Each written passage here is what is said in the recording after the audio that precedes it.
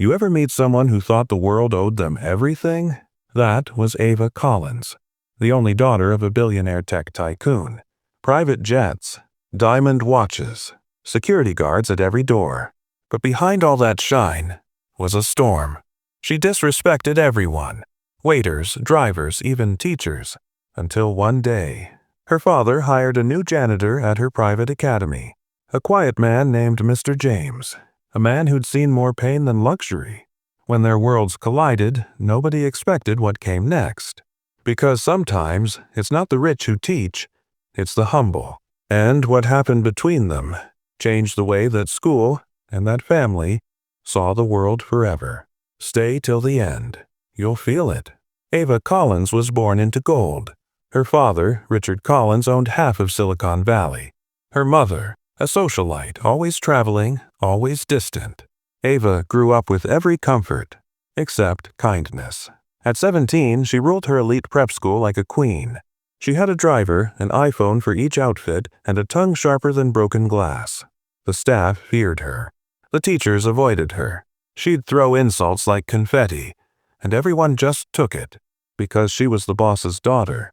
But life has a funny way of sending lessons wrapped in pain. When budget cuts hit, her school hired a new janitor, Mr. James Carter. He was in his mid-50s. Strong hands, quiet eyes, and a calmness that made people stop and listen. He cleaned floors, fixed lights, and never said much. But everyone respected him. There was something about his presence. Peaceful, grounded. The first time Ava saw him, she rolled her eyes. Another nobody, she whispered to her friend. But little did she know that nobody would soon become her greatest teacher. Because one morning, everything changed. A storm was coming. Not in the sky, but in Ava's heart. It started small. Ava dropped her $3,000 bag in the hallway. Without looking, she snapped, "Pick it up." Mr. James looked at her calmly, then walked past. She froze. No one ever ignored her. The next day, she tried again. "Hey, janitor." "I said clean this mess." Mr. James smiled. "You made the mess, Miss Collins. You can clean it too." Her jaw dropped. Nobody had ever talked to her like that. She stormed home, furious. "Daddy, fire him." But her father didn't even look up from his laptop. "Ava, if he's doing his job, I won't." For the first time, Ava felt powerless. Days passed. She started noticing things. Mr. James arrived early. He hummed old jazz while mopping. He'd stop to help teachers carry boxes. He'd share his lunch with kids who forgot theirs.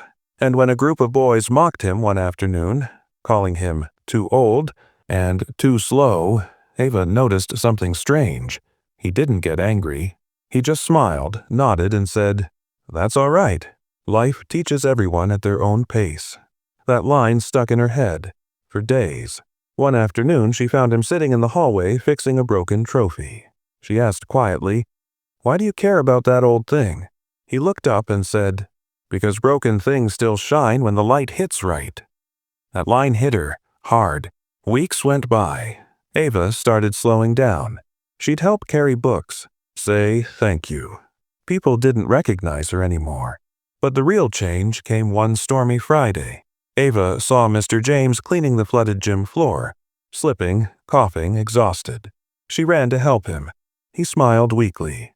"Didn't think the princess liked dirty floors." She laughed. "Guess the princess grew up." That night she stayed late to help him clean. He finally shared his story, how he once owned a small business, lost it during the recession, and took any job he could to support his grandkids. Ava sat there in silence. For the first time, she saw a person beyond the uniform. The annual charity gala arrived, the biggest event of the school year. Bright lights, velvet gowns, reporters flashing cameras. Ava's father stood proudly near the stage, greeting senators and CEOs. Everyone was waiting for his daughter's grand speech, a speech about empathy, leadership, and youth responsibility. But Ava wasn't ready. She sat backstage, trembling, her note cards shaking in her hands. All those words about kindness felt fake, because she knew the truth. For years, she hadn't lived a single one of them. She looked up and saw her reflection in the mirror. Her diamond necklace sparkled, but her eyes looked empty.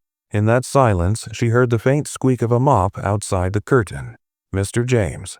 He was cleaning the floor by the exit, humming that same soft jazz tune. She stood up, walked toward him. "Mr. James?" she whispered. He looked up, surprised. "Miss Collins, you should be on stage soon." Her eyes filled with tears. "I don't think I can do it." He smiled gently. "Then don't perform, child. Just speak truth. Truth never needs a stage, it already has one." That one line broke something inside her and built something new. Moments later, the curtains opened. The applause echoed through the hall as Ava stepped into the spotlight. Her father nodded proudly from the front table. She took a deep breath, and instead of reading from her cards, she let her heart speak. "Good evening," she began, her voice trembling. "I was asked to talk about leadership. But tonight, I need to talk about something else. Humility." A hush fell over the crowd. For years, I believed money made me important. That power made me untouchable. But I was wrong. One man, a janitor, taught me that true strength doesn't shout. It serves. Her father shifted in his seat. People began whispering. Ava continued, her voice stronger now. "His name is Mr. James Carter. He cleans these halls every night. He fixes what's broken even when nobody says thank you. He taught me that dignity isn't something you buy. It's something you live." A few gasps echoed through the audience. Teachers looked at one another, moved. Ava scanned the room, searching, and found him standing near the exit again, mop in hand, frozen in disbelief. "Mr. Carter," she said softly, "would you join me on stage?" The entire hall turned. The spotlight followed him as he hesitated, then slowly walked forward. His shoes squeaked on the polished floor. His hands shook. The applause began softly, then louder, wave after wave. When he reached her, she stepped aside and handed him the microphone. He stared at it, eyes glistening. "I ain't much of a speaker," he said quietly. "But I'll say this, don't ever mistake a uniform for a measure of worth. Some folks wear suits and forget to serve. Some wear overalls and serve every day." The audience rose to their feet. Thunderous applause. Ava's father stood too, wiping a tear from his cheek. Mr. James handed her back the mic and whispered, "You did good, Ava." She smiled, trembling. "No, you did." The cameras flashed. The applause grew, and for the first time in her life, Ava felt proud, not because of her last name, but because she had finally learned her own worth. As she left the stage, her father hugged her tightly, something he hadn't done in years. He whispered, "You've grown up." Ava smiled through tears. "No, Dad. I finally woke up." That night became legend at the school.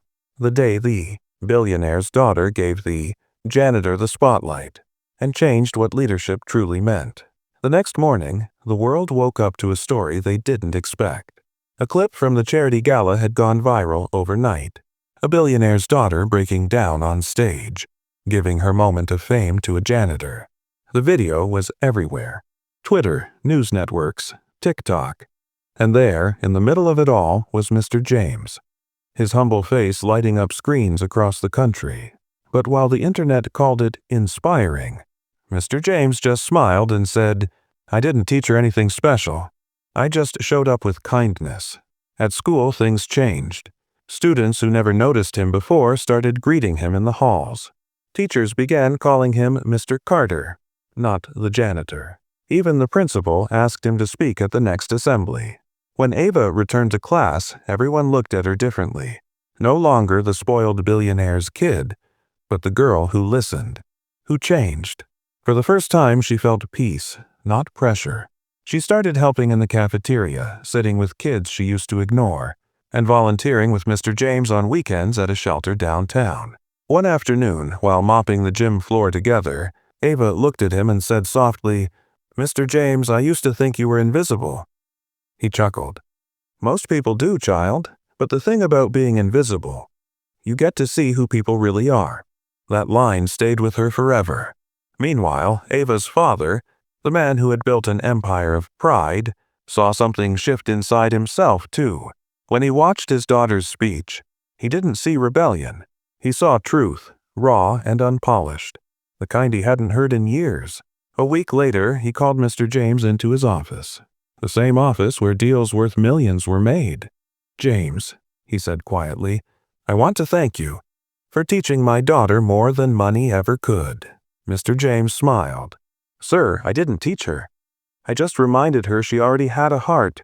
The billionaire nodded, tears threatening to escape his usually guarded eyes. Then he handed Mr. James a sealed envelope. Inside was a scholarship fund, not for Ava, but for his family. "Your grandkids deserve a chance too," he said. For once, both men stood there in silence, equals. Weeks turned into months. Ava graduated, and before heading off to college, she invited Mr. James to her graduation dinner. When his name was called from the stage, the entire auditorium stood and clapped, no longer for what he did, but for who he was. Later that evening, as the sun dipped low over the city skyline, Mr. James sat alone on a park bench watching the streetlights flicker on. He thought about the years he'd spent cleaning floors no one noticed. All the nights people walked past him without a glance. And now, one simple act of kindness had reminded the world that worth isn't about status, it's about soul. His old radio crackled with static, playing his favorite jazz tune. He closed his eyes and whispered, "Maybe that's the real kind of wealth, leaving people better than you found them."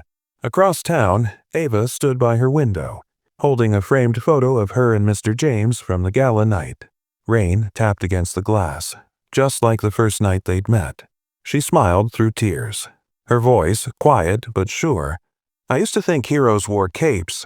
Turns out they wear work boots." The camera slowly pulls back, the city lights glowing below, the music rising, and a narrator's voice fades in. Sometimes the most powerful people in the world are the ones who choose to serve instead of shine. Respect isn't earned by money, it's earned by mercy.